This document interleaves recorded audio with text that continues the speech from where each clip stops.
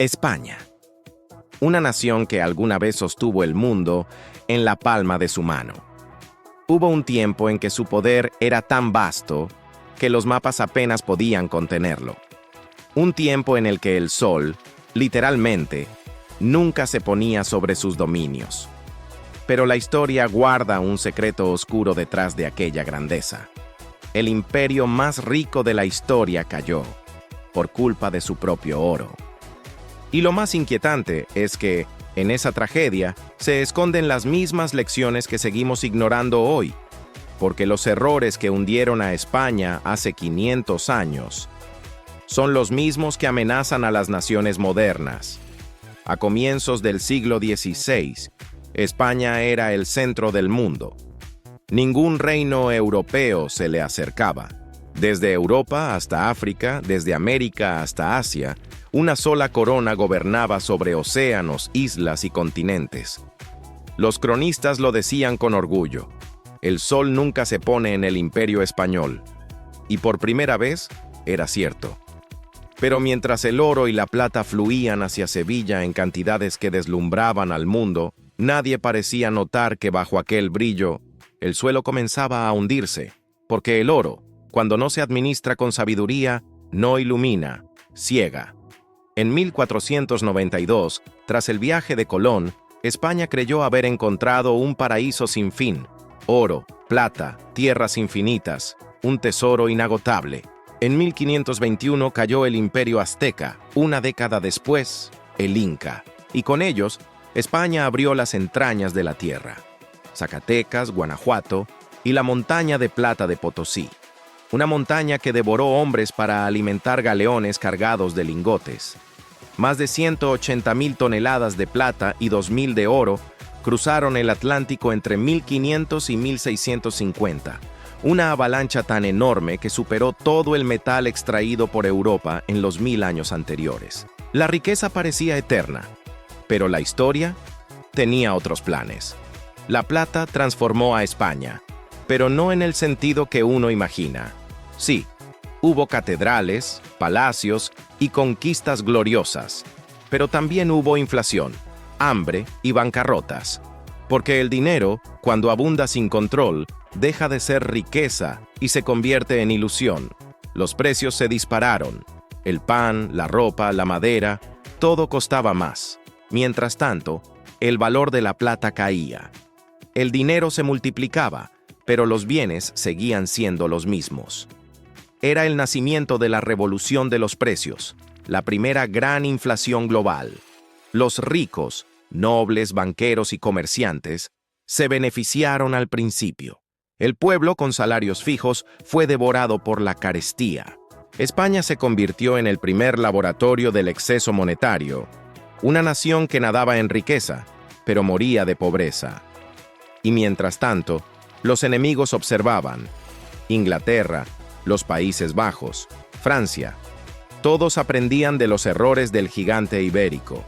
Porque mientras España gastaba, ellos reinvertían. El oro y la plata no solo alimentaron palacios, también encendieron guerras. Los Habsburgo, defensores del catolicismo tras la Reforma, creyeron tener una misión divina, y esa misión se pagó con sangre y con deuda. Los monarcas españoles financiaron cruzadas contra los otomanos, sofocaron revueltas en Flandes e invirtieron fortunas en la infame Armada de 1588. Cuando esa flota se hundió frente a Inglaterra, no fue solo un desastre naval, fue un colapso financiero, porque España no solo gastaba lo que tenía, gastaba lo que aún no había llegado. Los Fugger, los Welser, los banqueros genoveses, todos financiaron al imperio a cambio del oro que venía en camino. Pero cuando una flota se hundía o un pirata la capturaba, todo el sistema se derrumbaba. En apenas medio siglo, España se declaró en bancarrota 4 veces: 1557, 1575, 1596 y 1607.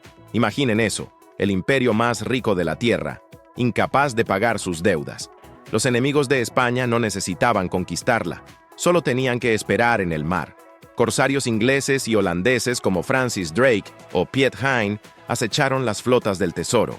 Cada galeón hundido era un golpe directo a las arcas reales.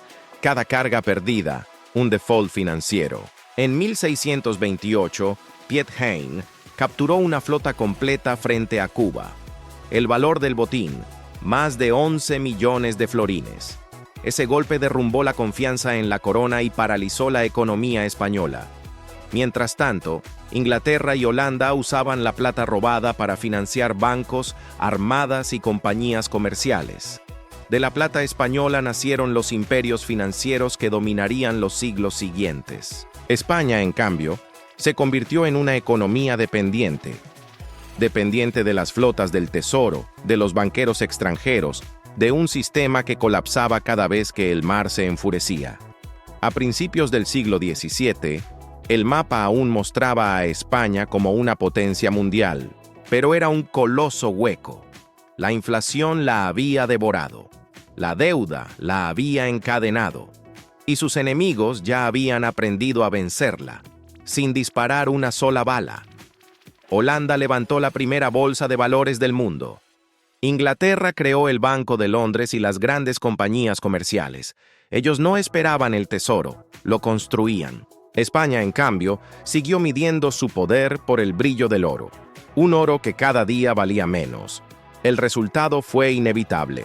La armada se debilitó, la industria desapareció y la riqueza se convirtió en un recuerdo. El imperio que había dominado el planeta se desplomó no por falta de enemigos, sino por exceso de dinero. La historia del Imperio Español no es solo un relato del pasado, es un espejo del presente. Hoy, las naciones modernas imprimen dinero, acumulan deuda y presumen de riqueza, mientras sus cimientos se agrietan. Los piratas de entonces eran corsarios en el Caribe. Los piratas de hoy son financieros globales, especuladores y sistemas que concentran el poder en unos pocos. La diferencia es que ahora el mar es digital y los galeones ahora son bancos. España cayó porque confundió tesoro con riqueza, porque creyó que poseer el oro del mundo significaba poseer el mundo, y se equivocó. Si la historia tiene una lección, es esta. La riqueza real no se mide en metales ni billetes, sino en la capacidad de crear, producir y sostener valor. Las civilizaciones no caen por pobreza, caen por exceso.